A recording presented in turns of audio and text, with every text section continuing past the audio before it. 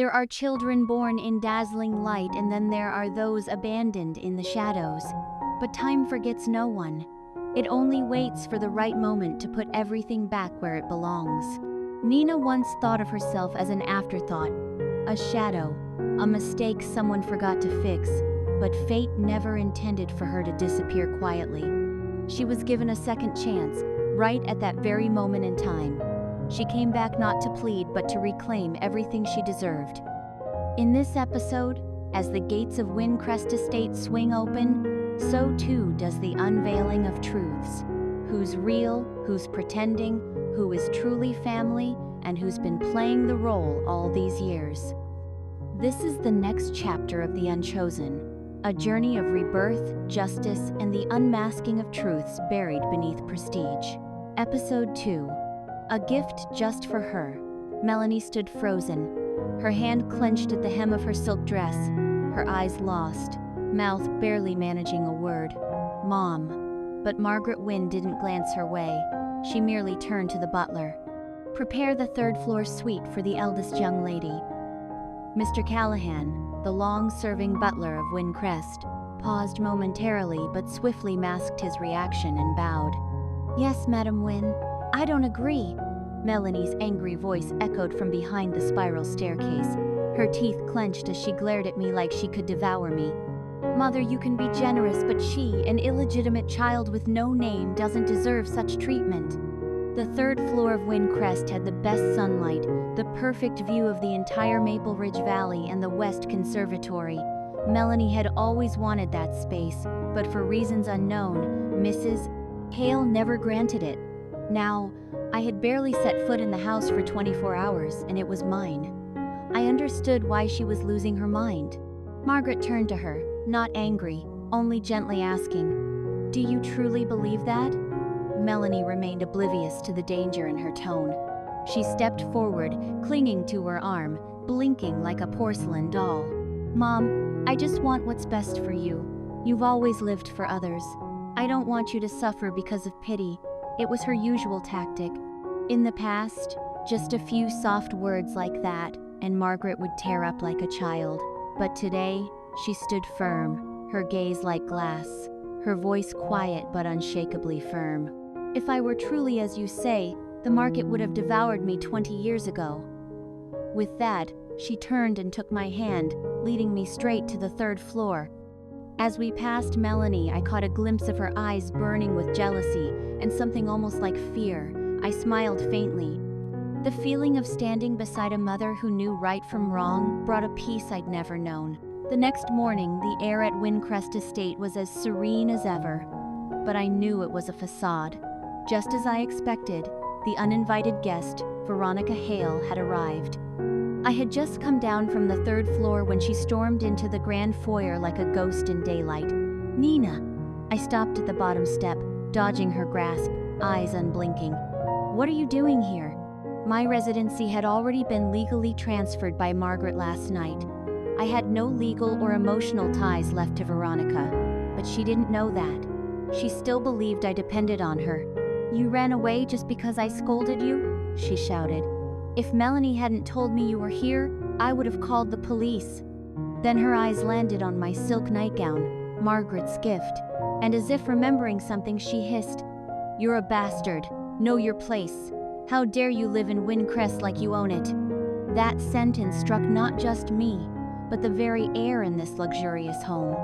The servants in the sitting room looked up, expressions shifting from indifferent to judgmental.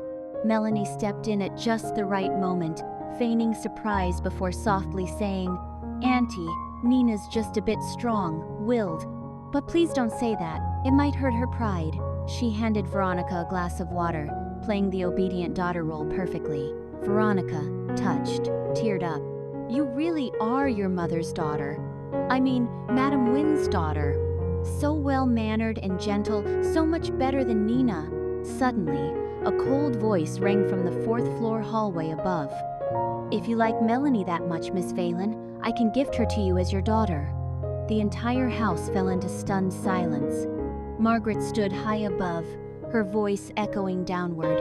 Veronica's outstretched hand froze in mid-air as she instinctively looked up. But Margaret's eyes didn't linger on her. They slid past to Melanie with a mocking smile. "And weren't you just calling Veronica a homewrecker who destroyed my marriage yesterday? Why are you now so eager to please her? I don't remember teaching you to be two-faced. Anyone would think Veronica was your real mother." The glass of water shattered on the marble floor. Melanie's dress was soaked. She looked up, words caught in her throat.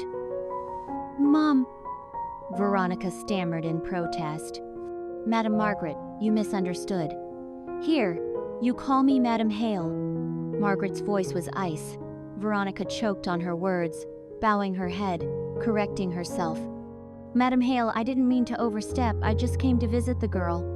"Who you mother is, that's your business," Margaret cut in. "But this house does not welcome outsiders. Security." Two suited men immediately stepped forward, firm yet polite, gesturing for her to leave. Veronica backed away, resisting but not daring to cause a scene. The image was like a criminal being escorted after sentencing. Margaret descended the stairs, glanced at me, then turned to the trembling Melanie. "You like Miss Veronica so much. Why not go with her?" Melanie panicked, rushing to grab her arm. "No! I have nothing to do with that homewrecker! Mom, please don't send me away!"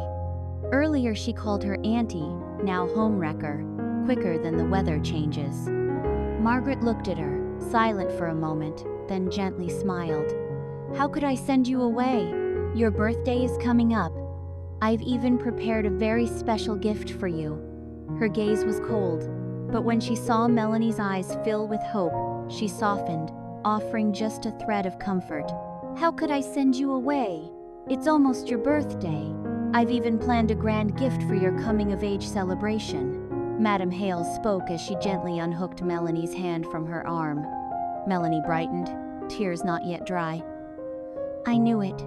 You love me the most." From that day on, Margaret returned to a cool distance with me and seemed gentle with Melanie once again, but I knew it was a performance, a purposeful silence. Melanie, meanwhile, played her role with even more flair. In front of me she was smug. "No matter what tricks you use, she'll always be my mother." But in front of Margaret she was the perfect little girl, never leaving her side. When Charles Hale, my biological father, came to Wynn Crest, they were a picture-perfect family of three, laughing over dinner in the main dining hall like nothing had happened. I watched from the shadow of the staircase, smiling to myself. The party was about to begin. And today, I'd be the one cutting the cake? At the very top floor of Wynn Global Tower, Margaret held a coffee cup, her eyes fixed on the dazzling skyline. When heaven wants someone ruined, it first makes them go mad. I nodded. "Mother, I understand now. After your graduation exams, you'll apprentice under Mr. Doan. You'll take over Wynn Group and Hale Corp, not for me. For yourself." I looked into her eyes and saw not just a mother's hope, but a queen's strategy. The coming-of-age celebration for the princess of the Wynn and Hale families drew enormous attention. As the main character, Melanie Hale had been busy since morning. From makeup to styling, she had dozens attending to her. Her friends surrounded her, gasping in admiration at the glittering ceremonial gown she wore. "Melanie, this is the limited edition from BR. It hasn't been seen on the market in years. Even top-tier international celebrities can't get it, and here you are wearing it." Melanie touched the smooth, silky fabric, pride flickering in her eyes, though she kept her expression calm, smiling modestly. "I don't know anything. Mom prepared it all for me." That sentence immediately sparked excited chatter.